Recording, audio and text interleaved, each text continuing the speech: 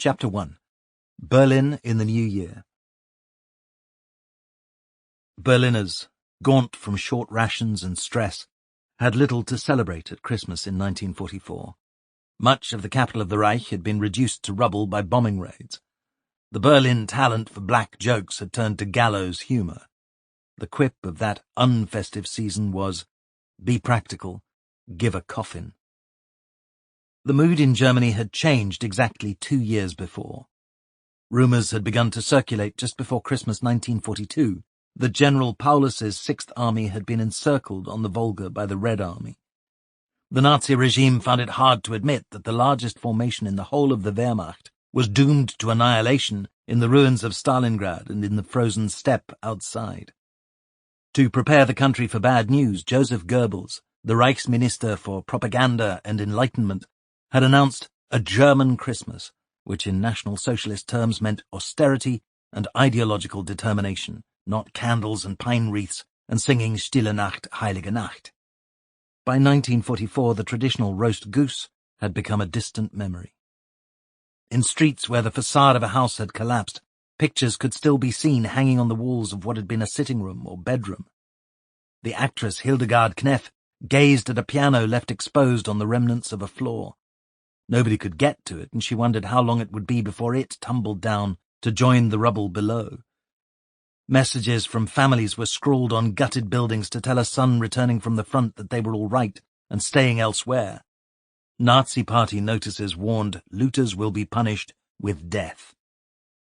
Air raids were so frequent, with the British by night and the Americans by day, that Berliners felt they spent more time in cellars and air raid shelters than in their own beds.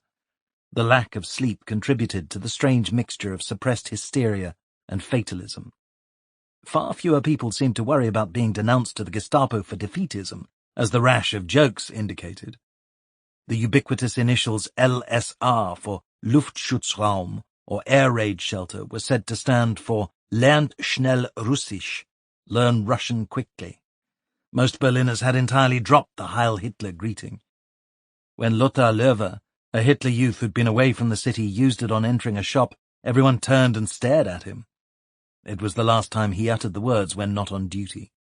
Löwe found that the most common greeting had become Bleib übrig, survive. The humour also reflected the grotesque, sometimes surreal images of the time. The largest air raid construction in Berlin was the Zoo bunker, a vast ferro-concrete fortress of the totalitarian age, with flak batteries on the roof and huge shelters below into which crowds of Berliners packed when the sirens sounded. The diarist Ursula von Kardorff described it as like a stage set for the prison scene in Fidelio. Meanwhile, loving couples embraced on concrete spiral staircases as if taking part in a travesty of a fancy-dress ball. There was a pervasive atmosphere of impending downfall in personal lives as much as in the nation's existence. People spent their money recklessly, half assuming that it would soon be worthless, and there were stories, although hard to confirm, of girls and young women coupling with strangers in dark corners around the zoo station and in the Tiergarten. The desire to dispense with innocence is said to have become even more desperate later as the Red Army approached Berlin. The air raid shelters themselves, lit with blue lights, could indeed provide a foretaste of claustrophobic hell, as people pushed in bundled in their warmest clothes and carrying small cardboard suitcases containing sandwiches and thermos.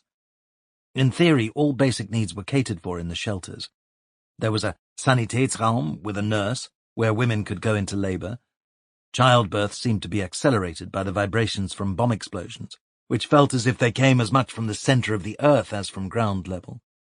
The ceilings were painted with luminous paint for the frequent occasions during the air raids when the lights failed, first dimming, then flickering off. Water supplies ceased when mains were hit, and the Up-Orte or lavatories soon became disgusting, a real distress for a nation preoccupied with hygiene.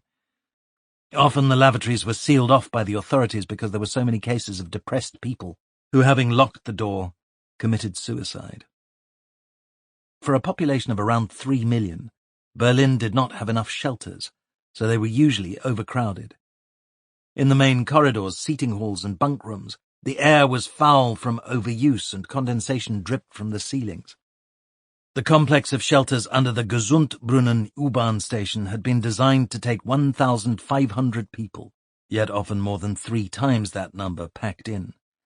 Candles were used to measure the diminishing levels of oxygen. When a candle placed on the floor went out, children were picked up and held at shoulder height. When a candle on a chair went out, then the evacuation of the level began. And if a third candle, positioned at about chin level, began to sputter, then the whole bunker was evacuated, however heavy the attack above. The foreign workers in Berlin, 300,000 strong and identifiable by a letter painted on their clothes to denote their country of origin, were simply forbidden entry to underground bunkers and cellars. This was partly an extension of the Nazi policy to stop them mingling intimately with the German race, but the overriding concern of the authorities was to save the lives of Germans. A forced labourer, particularly an Ostarbeiter or Eastern worker, most of whom had been rounded up in the Ukraine and Belorussia, was regarded as expendable. Yet many foreign workers, conscripted as well as volunteers, enjoyed a far greater degree of freedom than the unfortunates consigned to camps. Those who worked in armaments factories around the capital, for example, had created their own refuge and bohemian subculture, with news sheets and plays in the depths of the Friedrichstrasse station. Their spirits were rising visibly as the Red Army advanced, while those of their exploiters fell. Most Germans looked on foreign workers with trepidation. They saw them as a Trojan horse garrison, ready to attack and revenge themselves as soon as the enemy armies approached the city. Berliners suffered from an atavistic and visceral fear of the Slav invader from the east. Fear was easily turned to hate. As the Red Army approached, Goebbels' propaganda harked on again and again about the atrocities at Nemmersdorf, when Red Army troops had invaded the southeastern corner of East Prussia the previous autumn and raped and murdered inhabitants of this village. Some people had their own reasons for refusing to take shelter during a bombing raid. A married man who used to visit his mistress regularly in the district of Prenzlauer Berg could not go down to the communal cellar because that would have aroused suspicions. One evening the building received a direct hit and the luckless adulterer, who had been sitting on a sofa, was buried up to his neck in rubble. After the raid, a boy called Erich Schmidtke, and a Czech labourer whose illegal presence in the cellar had been tolerated, heard his screams of pain and ran upstairs towards the sound. After he'd been dug out and carried off for treatment, the 14-year-old Erich then had to go to tell the injured man's wife that her husband had been badly injured in this other woman's flat.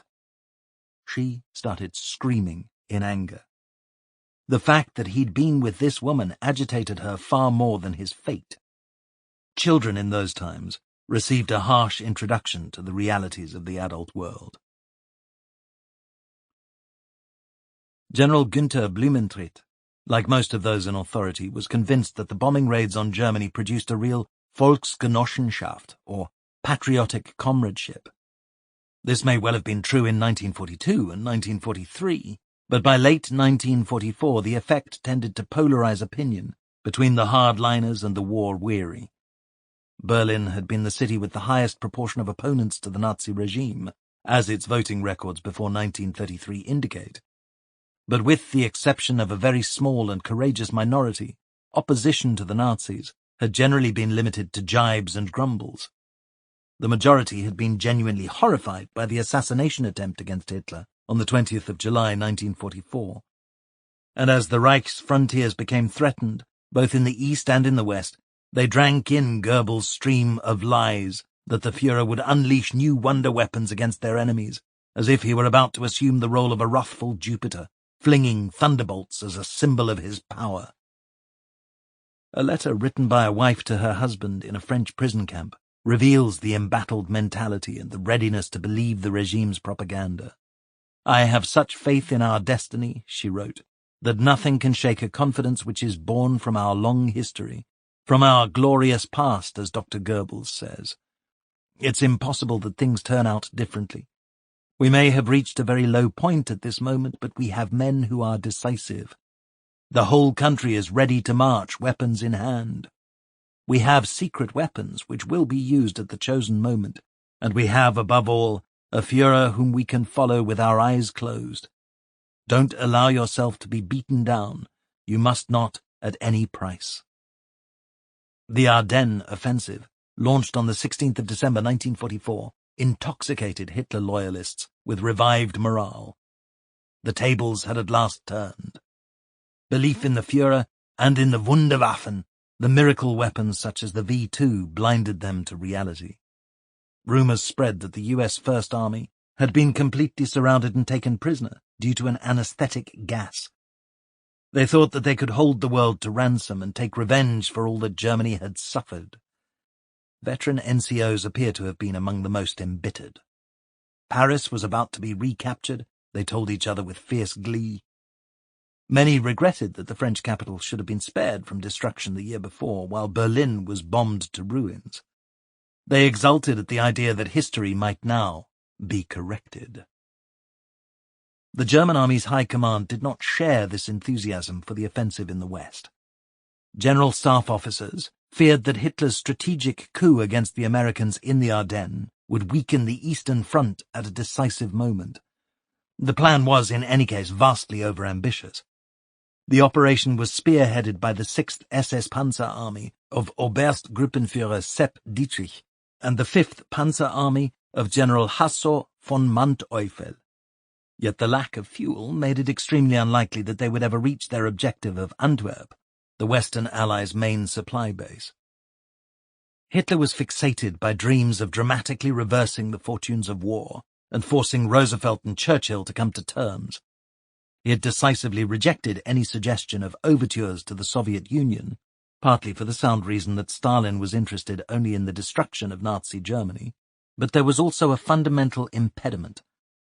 Hitler suffered from an atrocious personal vanity. He could not be seen to sue for peace when Germany was losing. A victory in the Ardennes was therefore vital for every reason. But American doggedness in defense, especially at Bastogne, and the massive deployment of Allied air power once the weather cleared, broke the momentum of attack within a week. On Christmas Eve, General Heinz Guderian, the chief of the Army Supreme Command, OKH, drove in his large Mercedes staff car to Führer headquarters in the west. After abandoning the Wolfschanze, or Wolf's Lair, in East Prussia on the 20th of November 1944, Hitler had moved to Berlin for a minor operation on his throat. He had then left the capital on the evening of the 10th of December in his personal armoured train. His destination was another secret and camouflaged complex in woods near Ziegenberg, less than 40 kilometers from Frankfurt am Main. Designated the Adlerhorst, or Eagle's Eyrie, it was the last of his field headquarters to be known by code names which reeked of puerile fantasy. Guderian, the great theorist of tank warfare, had known the dangers of such an operation from the start, but he had little say in the matter. Although the OKH was responsible for the Eastern Front, it was never allowed a free hand. The OKW, the High Command of the Wehrmacht, all the armed forces, was responsible for operations outside the Eastern Front. Both organizations were based just south of Berlin, in neighboring underground complexes at Zossen. Despite having as quick a temper as Hitler, Guderian was very different in outlook. He had little time for an entirely speculative international strategy when the country was under attack from both sides. Instead, he relied on a soldier's instinct for the point of maximum danger. There was no doubt where that lay.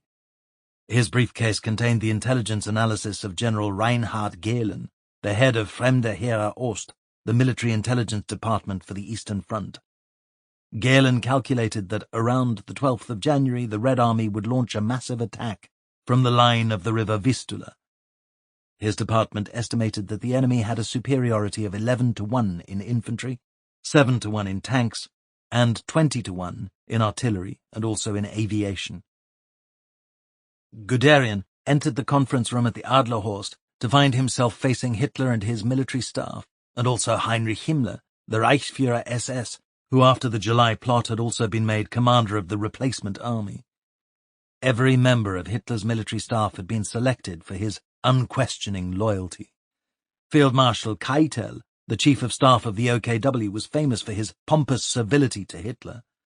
Exasperated army officers referred to him either as the Reich's garage attendant or the nodding donkey. Colonel General Jodl, who had a cold, hard face, was far more competent than Keitel, yet he hardly ever opposed the Führer's disastrous attempts to control every battalion. He had very nearly been dismissed in the autumn of 1942 for having dared to contradict his master. General Burgdorf, Hitler's chief military adjutant and chief of the Army Personnel Department, controlling all appointments, had replaced the devoted General Schmundt, mortally wounded by Stauffenberg's bomb at the Wolfschanze. Burgdorf was the man who had delivered the poison to Field Marshal Rommel, with the ultimatum to commit suicide. Using the findings of Gehlen's intelligence department, Guderian outlined the Red Army's build-up for a huge offensive in the east. He warned that the attack would take place within 3 weeks, and requested that since the Ardennes offensive had now ground to a halt, as many divisions as possible should be withdrawn for redeployment on the Vistula front. Hitler stopped him. He declared that such estimates of enemy strength were preposterous. Soviet rifle divisions never had more than 7,000 men each. Their tank corps had hardly any tanks. "It's the greatest imposture since Genghis Khan," he shouted, working himself up. "Who is responsible for producing all this rubbish?" Guderian resisted the temptation to reply that it was Hitler himself who talked of German armies when they were the size of a single corps and of infantry divisions reduced to battalion strength. Instead, he defended Gehlen's figures. To his horror, General Jodl argued that the offensive in the west should continue with further attacks. Since this was exactly what Hitler wanted, Guderian was thwarted. It was even more provoking for him to have to listen at dinner to the verdict of Himmler, who revelled in his new role of military leader. He had recently been made Army Group Commander on the Upper Rhine, in addition to his other appointments. "You know, my dear Colonel General," he said to Guderian, "I don't really believe that the Russians will attack at all. It's all an enormous bluff." Guderian had no alternative but to return to OKH headquarters at Zossen. In the meantime, the losses in the west mounted. The Ardennes offensive and its ancillary operations cost 80,000 German casualties. In addition, it had used up a large proportion of Germany's rapidly dwindling fuel reserves. Hitler refused to accept that the Ardennes battle was his equivalent of the Kaiserschlacht, the last great German attack of the First World War. He obsessively rejected any parallels with 1918. For him, 1918 symbolized only the revolutionary stab in the back which brought down the Kaiser and reduced Germany to a humiliating defeat. Yet Hitler had moments of clarity during those days. "I know the war is lost," he said late one evening to Colonel Nikolaus von Below, his Luftwaffe aide. "The enemy's superiority is too great." But he continued to lay all the blame on others for the sequence of disasters. They were all traitors, especially army officers. He suspected that many more had sympathized with the failed assassins, yet they'd been pleased enough to accept medals and decorations from him. "We will never surrender," he said. "We may go down, but we will take a world with us." Horrified by the new disaster looming on the Vistula, Guderian returned to the Adlerhorst in Ziegenberg twice more in rapid succession. To make matters worse, he heard that Hitler, without warning him, was transferring SS panzer troops from the Vistula front to Hungary. Hitler, convinced as usual that only he could see the strategic issues, had suddenly decided to launch a counterattack there on the grounds that the oil fields must be retaken. In fact, he wanted to break through to Budapest, which had been surrounded by the Red Army on Christmas Eve. Guderian's visit on New Year's Day coincided with the annual procession of the regime's grandees and the chiefs of staff, to transmit in person to the Führer their wishes for a successful new year. That same morning, Operation North Wind, the main subsidiary action to prolong the Ardennes offensive, was launched in Alsace. The day turned out to be a catastrophe for the Luftwaffe. Goering, in a grand gesture of characteristic irresponsibility, committed almost 1,000 planes to attack ground targets on the Western Front. This attempt to impress Hitler led to the final destruction of the Luftwaffe as an effective force. It gave the Allies total air supremacy.